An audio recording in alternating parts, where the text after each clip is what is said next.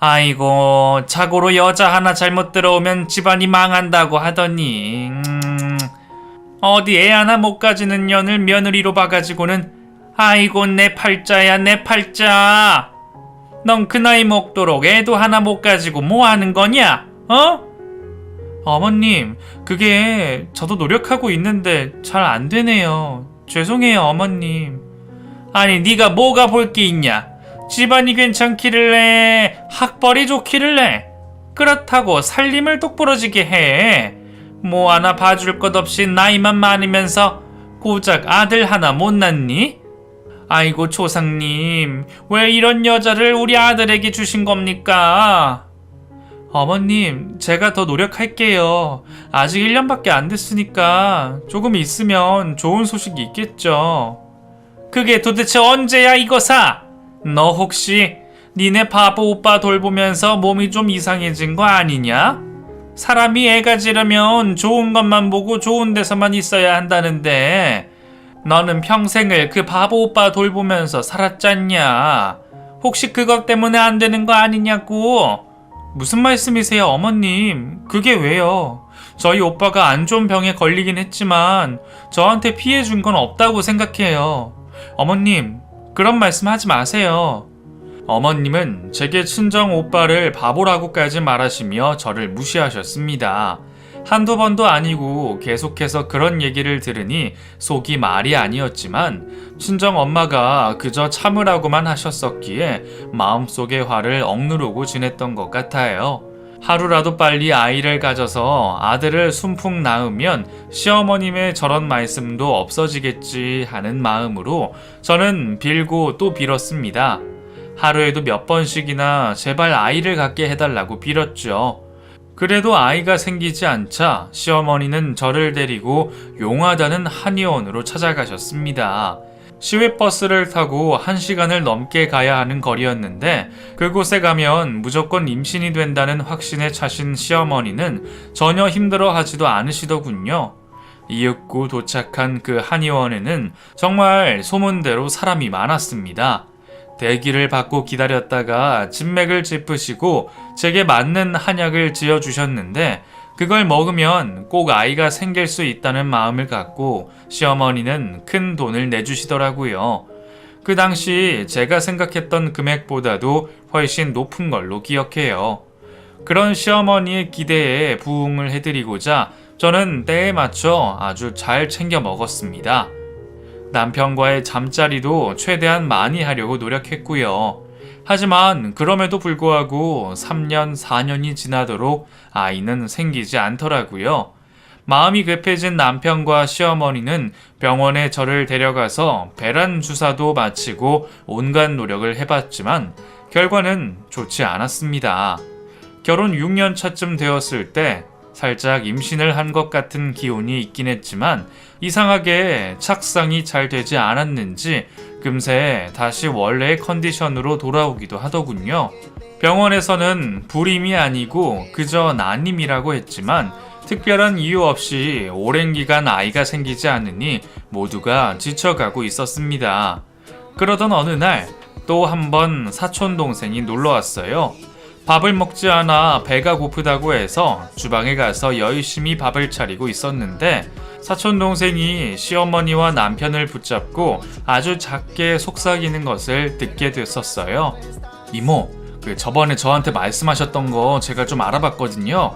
그 조건에 딱 맞는 애를 찾았다니까요. 젊고 팔팔하고 임신도 잘 될 것 같은 몸매야. 얼굴도 예쁘다고. 그랴? 그게 정말이요? 내가 죽기 전에 아들 손주 보는 것이 소원인데 그게 진짜 이루어지는 거요? 아이 그렇다니까요 이모.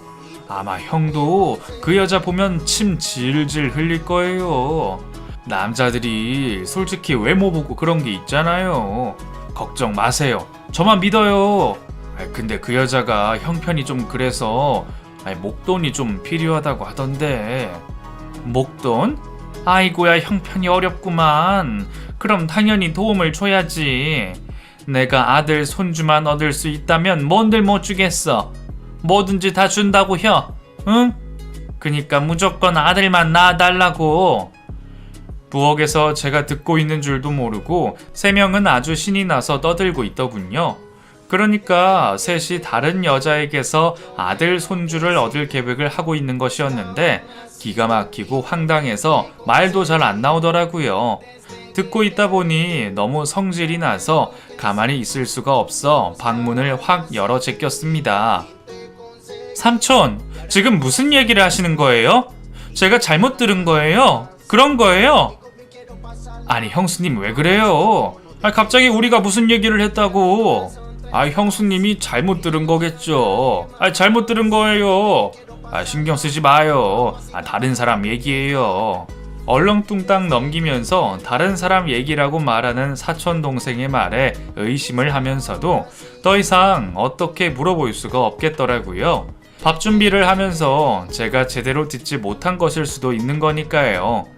일도 열심히 안 하고 빈둥빈둥 놀면서 일확천금이나 바라는 사촌동생이라서 의심은 갔지만 아니라고 하는 사람을 붙잡고 계속 의심할 수는 없었습니다. 큰 의심을 품은 채 저는 그렇게 시간을 보내고 있었어요. 여느 때처럼 오전 근무만 하고 돌아와서 친정에 들러 오빠도 잠시 돌봐주고 맛있는 음식도 조금 사다 드리고 엄마와 앉아 이런저런 얘기들을 주고받고 있었죠. 오후가 돼서 슬슬 집으로 가 저녁할 준비를 해야겠다 마음 먹고 들어갔는데 웬 젊은 여자 한 명이 집에 와 있는 겁니다. 그것도 떡하니 시어머니와 안방을 차지하고 앉아서 웃으며 이야기를 하고 있더라고요. 어머님 지인이신가 아니면 보험이나 화장품 판매원인가 싶어 인사를 건넸습니다. 안녕하세요. 어머님, 손님 오셨나봐요. 그래. 손님이지. 평생 손님. 우리 집 대를 이어줄 귀한 손님. 네? 그게 지금 무슨 소리예요?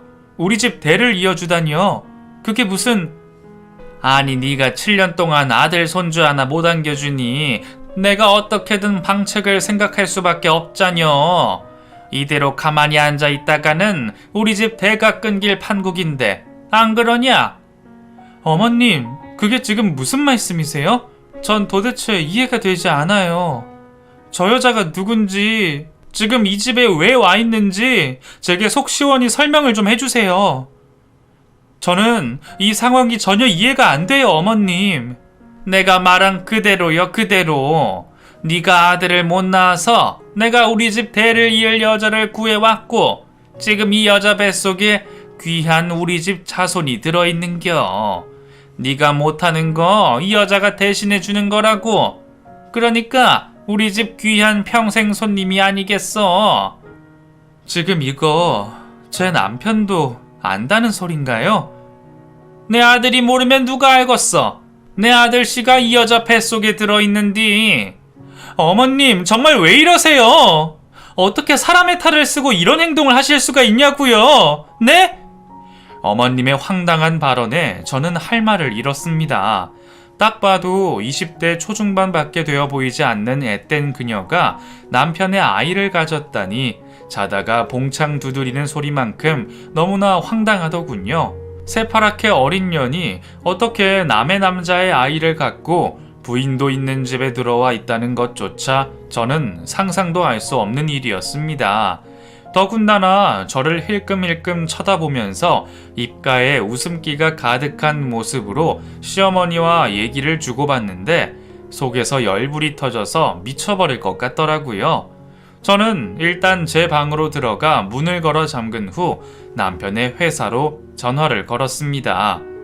당신 어디야? 어디냐고? 지금 당장 집으로 와! 당장! 왜 이렇게 화를 내? 지금 시간이 몇 시인데 집으로 오라는 거야. 지금 낮 3시밖에 안 됐구만. 당신 다 알고 있지? 우리 집에 지금 누가 와 있는지 다 알고 있는 거 아니야? 그래, 다 알고 있어. 근데 그게 왜? 뭐? 내가 일단 일 마무리하고 들어갈게. 들어가서 얘기할 테니까 조금만 기다려. 뭐? 다 알고 있다고? 그러고도 그 여자를 집안에 들여? 당장 와! 당장에 오라고! 당장 와서 이 상황에 대해서 뭐라고 설명이라도 해! 저는 있는 대로 소리를 지른 후 전화를 끊었어요. 그 당시 상황은 정말 가슴이 터져나갈 것만 같았고 정신이 혼미해서 솔직히 나쁜 생각까지도 들더라고요. 저 방에 있는 시어머니와 저 여자를 가만두지 않겠다는 생각까지도 들었으니까요. 도대체 제정신인 사람들인지 이해도 되지 않았고 어떻게 이런 사람하고 살고 있는지 제 자신이 너무 답답하고 짜증이 나더라고요. 방 안에 틀어박혀 눈물을 흘렸다 욕을 했다가 혼자서 소리를 질렀다 별의별 쇼를 하면서 겨우겨우 올라오는 감정을 억누르고 있었을 쯤 남편이 회사에서 이른 퇴근을 했더군요. 평소 같으면 8시나 다 되어야 퇴근을 하는데 이날은 5시가 조금 넘은 시각에 집으로 바로 들어왔습니다. 집에 들어오자마자 시어머니한테 팔을 끌려간 남편은 시어머니 방에서 한참 동안이나 나오지 않았어요.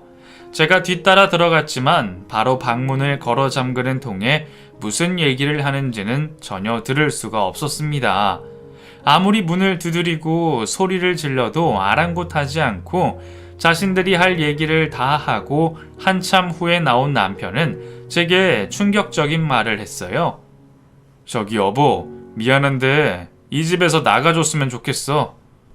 뭐라고? 뭐가 어쩌고 저째?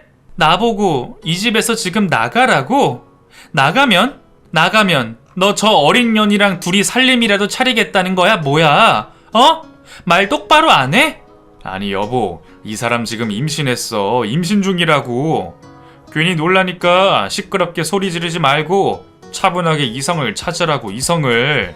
아니 무식하게 이런 식으로 나오지 말고. 무식? 이 쓰레기 같은 것들아, 진짜 무식한 게 어떤 건지 보여줄까? 내가 한번 마음 먹고 무식이 어떤 건지 보여줘? 바보 같은 우리 오빠 욕하던 당신 엄마 진짜 대단하신 분이다. 참 대단하셔 아주. 아니 그러게 당신이 애만 잘 가졌으면 됐잖아. 아들 낳아서 대 안 끊기게 하면 뭐 아무 문제 없었는데 당신이 아들을 못 낳으니까 그렇지. 우리가 사는 게 하도 답답하니까 사촌 동생이 좋은 여자가 있다고 소개시켜 준 거거든. 당신만 괜찮으면 이 집에서 같이 살아도 되는데 당신이 괜찮아 하겠어? 우리 엄마도 그건 아닌 것 같다고 하시고 당신이 나가줘야겠어. 그걸 지금 말이라고 하는 거야 이 바보야, 이 바보 천치야. 엄마가 하라는 대로 어린 년 임신시키고 이제는 날 집에서 내쫓는다고? 내가 어디 순순히 나갈 것 같아? 이런 미친 집안을 봤나? 저는 남편의 말에 이성을 잃어버렸습니다. 그 자리에서 미친 듯이 날뛰며 제가 무슨 말을 했는지 기억도 하지 못할 정도로 이 말 저 말 쏟아냈던 것 같아요. 결혼하고 단 한 번도 이런 일이 없었는데 사람은 환경에 따라서 달라지는 모양이에요. 쓰레기 같은 더러운 일이 일어나다 보니 제 스스로가 쓰레기 같은 말들을 하고 있음에 제 자신을 많이 자책하기도 했었습니다. 저는 그렇게 그날 저녁 거의 맨몸으로 쫓겨나다시피 했어요. 그냥 무조건 이 집을 나가라고 말을 하면서 제 남편으로서 단 한순간도 행복한 적이 없었다고 하더군요. 또한 얼마 되지 않는 돈이라고 하면서 자신의 가방에서 미리 준비한 흰색 봉투를 제게 주었어요. 저기 이거 단칸방 월세 보증금은 될 거야. 이걸로 일당 방 얻어서 살아. 이 머저리 같은 놈아, 지금 그걸 말이라고 하냐? 이 더러운 돈 안 받아. 절대로 안 받아. 네가 내 눈물에 피눈물 나게 하고 잘 살 수 있을 것 같아? 절대로 너 행복하게 못 살 거야. 네 눈에서 나보다 더한 피눈물 흘릴 거야. 작은 옷가지를 든 가방 하나를 든 채 저는 그렇게 그 집에서 쫓겨나다시피 하며 나왔습니다. 안 나가려고 버텨보기도 했지만 저를 무력으로 내쫓으려 하는 남편의 힘에 이기지 못하고 그렇게 허무하게 집에서 나올 수밖에 없었죠. 얼마나 눈물이 나던지 바깥을 살살 걸으면서 5만 가지 생각이 다 들었습니다. 엄마가 불쌍하다는 생각부터 시작해서 우리 오빠에 대한 생각, 그리고 지금 이런 불쌍한 처지가 된 제 모습이 하나하나 생각이 나면서 쏟아져 나오는 눈물을 주체할 수가 없었습니다. 얼마나 울었을까 하염없이 길을 걸으며 울었더니 어느새 밤이 깊어 새벽이 되어 있더군요. 그리고 제 앞에 보인 것은 여인숙이었어요. 어디에서라도 밤을 보낼 곳이 필요했기에 저는 일단 그곳에 들어가서 하룻밤을 묵었습니다. 여자 혼자 집에서 쫓겨나 이곳에 와서 잠을 자고 있다는 신세가 얼마나 처량한지 잠이 한숨도 오지 않고 울면서 밤을 꼴딱 샌 것 같아요. 사촌 동생이 소개시켜줬다는 그 어린 년의 면상이 잠깐 잠이 든 사이에 꿈속에서까지 나와 정말 짜증나고 힘이 들더라고요.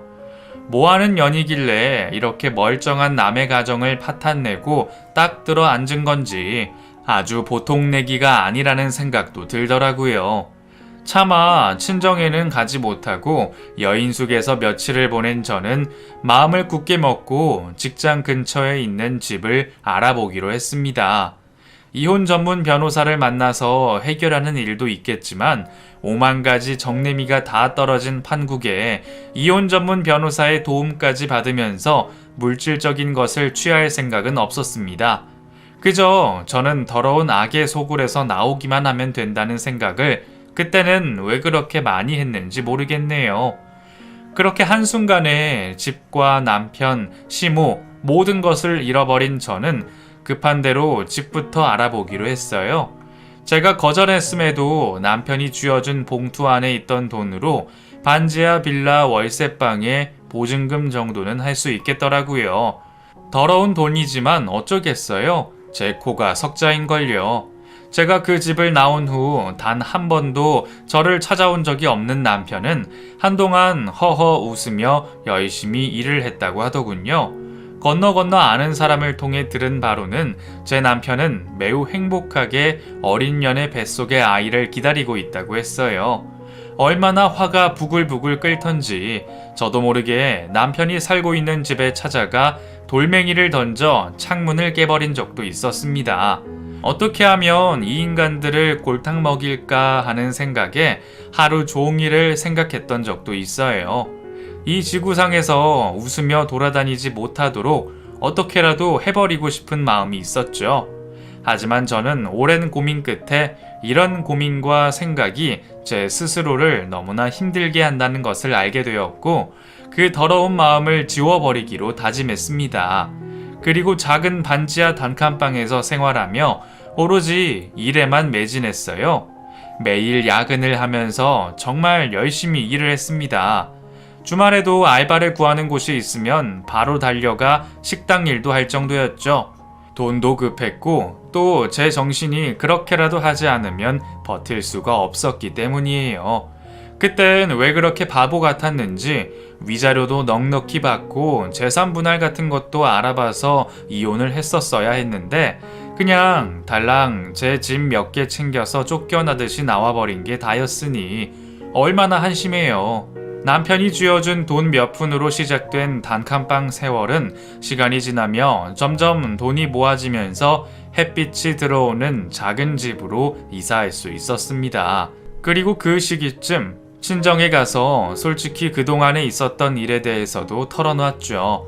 그 당시에 친정 엄마와 오빠가 얼마나 슬프게 울어주던지 제게 피부치가 있다는 사실에 그저 든든한 마음뿐이었습니다. 저는 그렇게 조금씩 안정이 되어가고 있었어요. 서서히 그 분노에 대해서도 사그라들고 있었고요. 그로부터 한 2년쯤 지나서였을까 저희 집을 어떻게 알았는지 전 남편이 문을 두드리면서 찾아왔습니다. 여보, 제발 문 좀 열어봐봐. 응? 나야 나 여보. 뭐 누구? 아니 당신이 여기가 어디라고 찾아와? 아직도 나한테 할 쓰레기 짓이 남았어? 얼른 당장 돌아가. 당장. 여보, 내 말 좀 들어봐. 제발 문 좀 열어줘. 나 좀 도와주라. 응? 제발 나 좀 도와줘. 당신 미쳤어? 정말 왜 이래? 얼른 돌아가 얼른. 갑자기 찾아온 남편에게 돌아가라고 소리쳤지만 남편은 한 발짝도 물러서지 않고 문을 열어달라고 계속 애원하더군요. 하는 수 없이 문을 살짝 열어줬는데 저를 보자마자 눈물을 흘리며 무릎을 꿇고 사과를 하기 시작했어요. 내가 미쳤어, 여보. 정말 나 바보인가 봐. 응? 나 어떡해.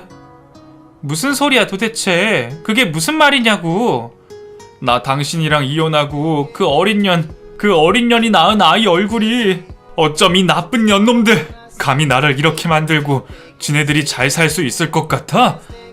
그게 무슨 소리냐고 도대체. 뭐야, 어? 아니, 그년이 낳은 아들이 점점 그놈 내 사촌 동생이랑 똑같아지는 거야. 혈액형도 보조개도 다 그놈이랑 똑같고 나 하나도 닮은 구석이 없어. 그래서 내가 유전자 검사까지 해봤는데 개자식, 내가 가만 안 둘 거야. 가만 안 둬. 우리 엄마랑 내가 그 어린 년 집에 들인다고 얼마나 돈을 많이 쏟아부었는데 우리 집 전 재산을 다 갖다가 그놈한테 바치고. 나 어떡하냐 여보. 응? 나 어떡해. 우리 엄마 어떡해. 제발 나 좀 살려주라. 제발 좀 살려줘.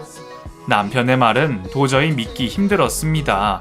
저를 내쫓고 맞이한 어린 년에게서 나온 자식이 자신의 자식이 아니었고, 알고 보니 자신의 집안 재산을 하나 둘 빼돌려 사촌동생의 통장으로 입금한 내역도 확인했다고 하더군요. 그러니까 사촌동생과 그 어린 년 둘이 돈 때문에 제 전남편과 시모를 철저하게 속였던 것입니다. 그리고 현재 그 둘은 자신의 아이를 데리고 도망친 상태였고, 현재 살고 있는 집이 대출 문제로 은행에 넘어가게 생겼다고 하면서 돈을 빌려달라는 말까지 하더군요. 나 참 기가 막히고 어이가 없어서 황당한 웃음밖에 나오지가 않더군요. 너무나 황당한 말을 들으면 대답도 하기가 힘들다고 하더니 제가 딱 그때 그런 상황이었습니다. 아무 말도 하지 못하겠고 그저 헛웃음을 치면서 제 다리를 잡고 있던 남편의 팔을 확 뿌리쳤어요. 여보? 살려줘? 당신 미쳤어? 여기가 어디라고 찾아와?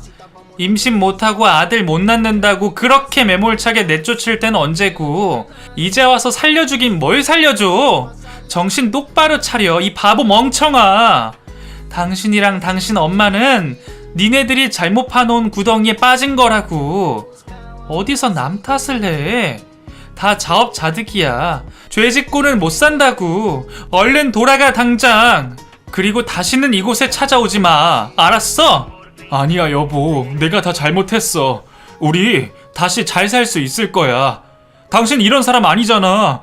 장애인 오빠 돌보며 살았듯이 나도 그렇게 좀 생각해주면서 살면 안 될까? 응? 나 정말 불쌍하지 않아? 너 지금 제정신이니? 아니, 조금 정신이 나간 것 같다. 네 더러운 입으로 우리 오빠 이름 함부로 거론하지 마. 알겠어? 미친 소리 그만하고 당장 돌아가. 이상한 소리를 해대던 전 남편을 겨우겨우 밖으로 다시 내쫓아 버리면서 다시 한번 헛웃음이 나오더군요. 이건 뭐 아무리 제가 생각을 해봐도 도저히 믿을 수 없는 희한한 일들인 것 같아요. 사촌동생, 시모, 그리고 남편까지 누구 하나 제대로 된 인간들이 없네요. 그 더럽고 치욕적이던 순간들은 이제 다 떨쳐버리고 저는 새로운 삶을 살고 있답니다. 그리고 지금은 제 곁을 지켜주는 든든한 남편도 함께 있고요. 지금의 저는 여태껏 살아왔던 인생의 최고 행복을 누리고 있답니다.